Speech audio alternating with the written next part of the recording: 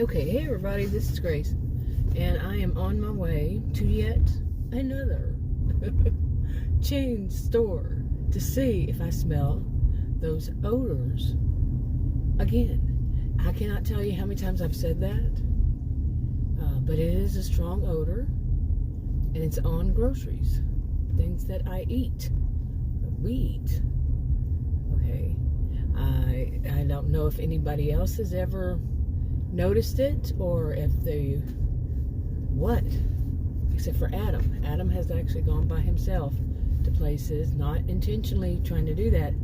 That is what it wound up being, that he would smell them too, and he smells the ones I bring home, and they're like the ones that were leave at door. It's what started it. They were leave at door. I had them delivered. That was back sometime end of last year or so, and they reeked. I thought the guy had just worn too much cologne, the delivery guy. I brought them in, and inside, from taking them out of the bags, they were just saturated with this. It's a chemical smell, and from what I'm gathering, it is probably what they clean with. And as I noticed just the other day, the air fresheners. So is it all the air fresheners? I don't know. Not yet.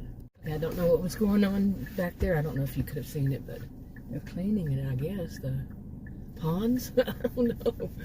But anyway, like I said, I'm going to this one more, and the more and more I go to different chains, and some of them I've actually been to different store locations within each chain, and each time that this happens, I get more and more down.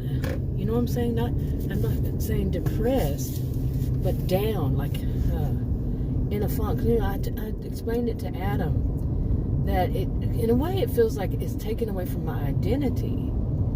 Because I know that sounds so, but I'm not going to say that. I'm going to say that this is what it is. It sounds like it takes away from my identity, because since I was 18 and I am now 59, that I have been the one buying groceries and, buying the groceries and cooking the meals and all that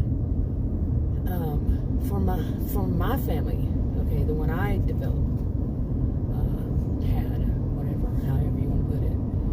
So it's a bit of taking away from it, because I'm going, I can't buy groceries anymore, and I've mentioned this in another video, don't know if I put it on this channel, about Maslow's hierarchy of needs, if they can't be met. And I know it's in a different way, very different than probably what they were thinking, Maslow was thinking, of course, yeah, very different. But I'm not able to buy them. And why would it just be, why would other people not notice it? Or are they noticing it and I would not know? You see? I mean, really, what are other people doing? But I do have chemical allergies, perfumes especially. Oh, they'll set me off. Oh, man. And I have not been feeling all that great lately with all these allergens. And actually getting groceries, the smell just, and it's interesting that, I'm not going around the store smelling stuff inside the store. So that, like the other day, the only way I did it was to buy the item, and right there, right next to it was where this woman was standing, and she told me that she was the manager, and I told her, I said, I want to smell this, and I told her why. She looked at me like, with kind of a smirk on her face. Some might call that a narcissistic smirk or what. But once I did, I smelled it, and I said, "Here, you smell it. Or smell it on this other side." So she, her nose won't touch where mine did. And she actually flinched. Like that motion of flinch, moving her head back because she smelled it. And then she caught herself, and then she shrugged her shoulders.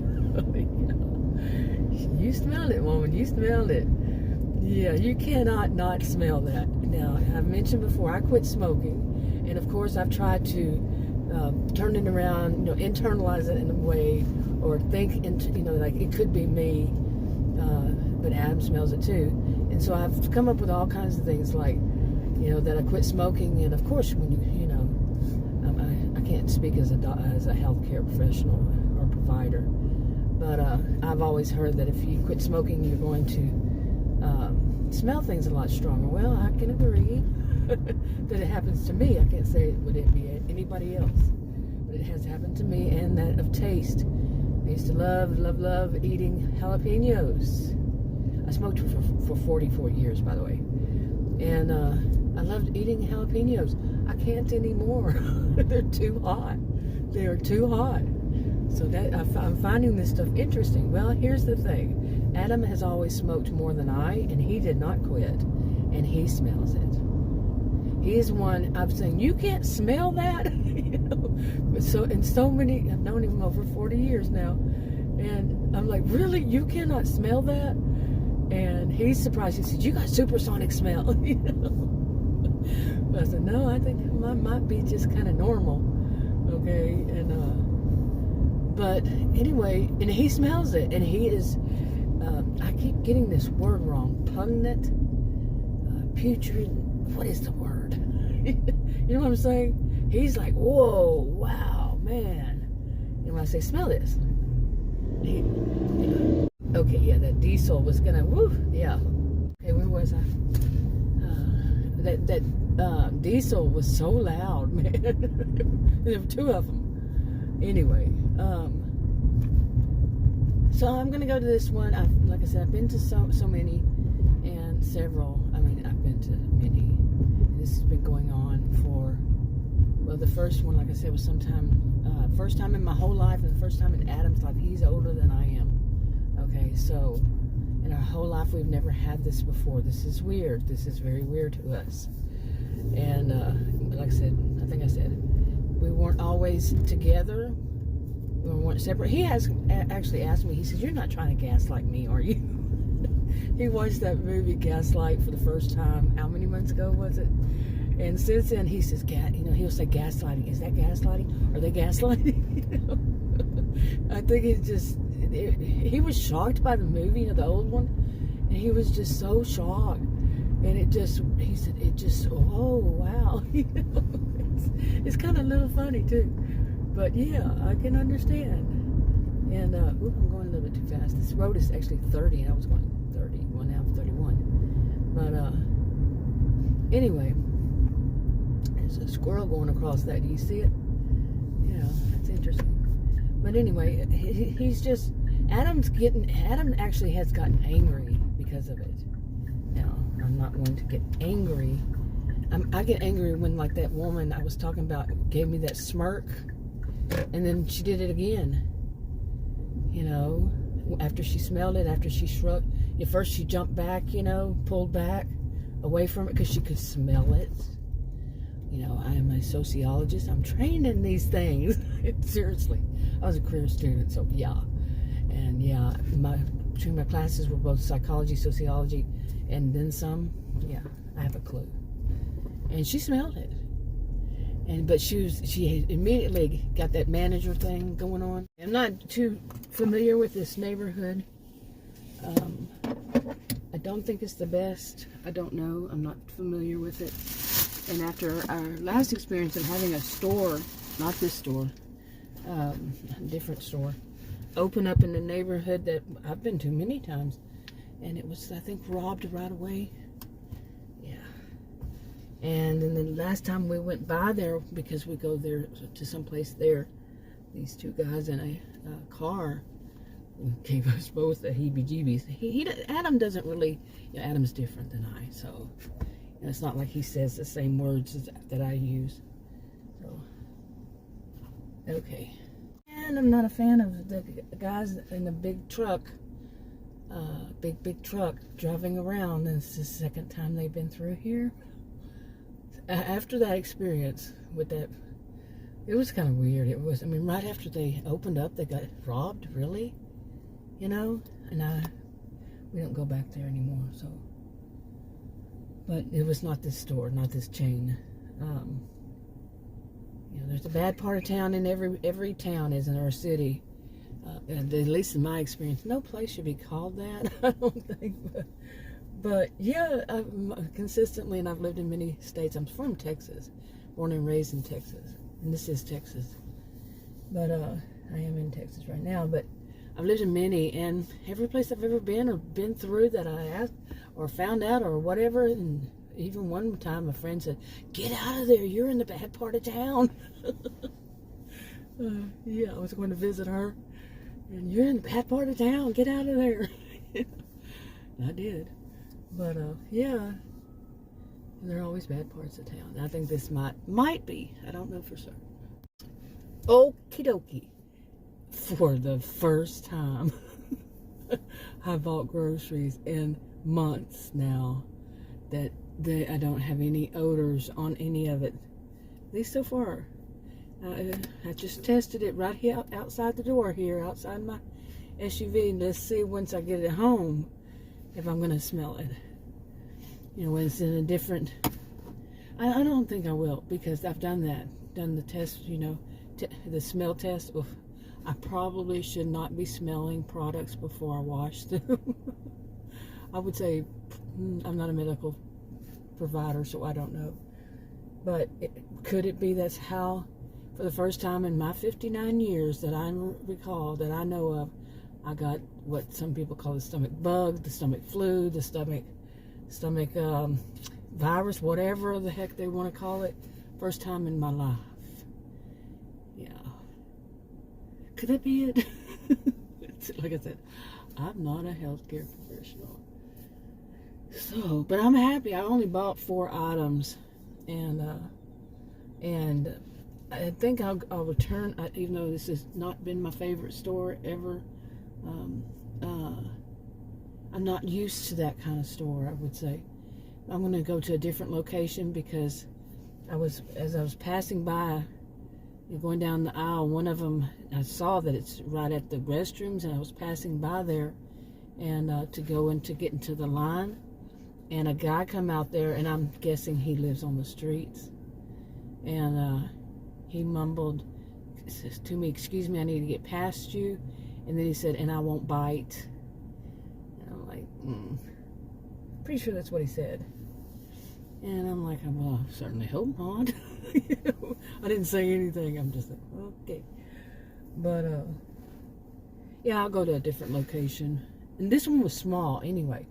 So there wasn't really, like, I would be finding all the groceries I want. There were very little, really. It's kind of like the size of it is kind of a bit like, in between a convenience store and, well, I'm in Texas, you know, they make everything bigger in Texas. That's a saying, it's not true, but yeah. So in a regular grocery store, somewhere in between, you know, yeah. It's not all that big. So anyway. And I did smell perfume, but that could have, it had to me it's an odor. It's always going to be an odor. Some would say the scent of a perfume that I've smelled before. Somebody wears a perfume or cologne. I don't wear perfume or cologne. Neither does Adam. Doesn't wear cologne or any aftershave or any of that. So, because of my chemical allergies. Nobody in my household does. But anyway, I'm happy to know that there's possibly now go to another store location to this chain. And not right now, but I will once I go home and see how it is. And yeah, that's what I'll probably have to do, really, is to shop there. Things are getting very limited for me. I don't like this. When are they ever going to tell us what that place is going to be? I think it's going to be a senior living community, and Adam thinks it's apartments. So, but anyway, I'm just hoping that, yeah, you know, first of all, just 4 items. It was $11 and some change, and I'm learning not to buy a bunch of groceries anymore, and it's good exercise for me. Yeah, but I'm gonna. Turn here. Yes, I think I know where I'm going, but I'm not sure which road Anyway, I didn't get much sleep last night. All this stuff's going on in my life. It's just too much. And Adam has already been saying it, so have I before yesterday, that bad experience. And we've just been saying that we're so exhausted by so many things. Really. And this is not us. This is not, we're very different from one another, but it's still at the same time, neither one of us really express this kind of exhaustion. It's mental. When you're not meeting your, bottom rung of Maslow's hierarchy of needs pyramid, the food part, because, Okay, and the thing about it is, we really should not be eating out, either one of us. Now, this new doctor, as he said, who's Adam's doctor, has been for many years. He at least knows. Well, the second time he must have studied up on it, and he is not insulting me by telling me that diet and exercise will make me lose this weight. I'm only overweight. I am not obese. I am not obese. So let me put it clear there. And some people have other issues other than the ones I do. But to be this, some doctors are getting a clue. Whether they're obese or they're overweight, it's not always because they don't diet and exercise. Some are. Some healthcare professionals. Some aren't. I've had the bad luck of meeting many who aren't aware of that. And as mine is, and I'm going to start saying this anytime any doctor or healthcare professional of any kind tells me to diet and exercise and I'll lose this weight, I'm going to say no amount of diet and exercise will get rid of this tumor. Okay, it's a benign tumor. I've had it since I was a child, and it keeps me from losing weight. So, okay, but anyway, I don't know why this is not working right here. But anyway, I still have to stick to a diet because of my diabetes, and I'm now on insulin, and I've been only on it for just over a year, and I've had so many problems with it. And this doctor is saying that he wants me to change to another one. Well, you might want that, but you need to let me make my decision for myself. He is a bit, would overbearing be the right word? But I've informed Adam yesterday that I'm going to tell him that I'm going to tell this doctor. Adam and I are both going to be in the room. We always are. And I'm going to tell him, do not tell me to be quiet. Do not tell me how to speak and when to speak, is what I'm going to say.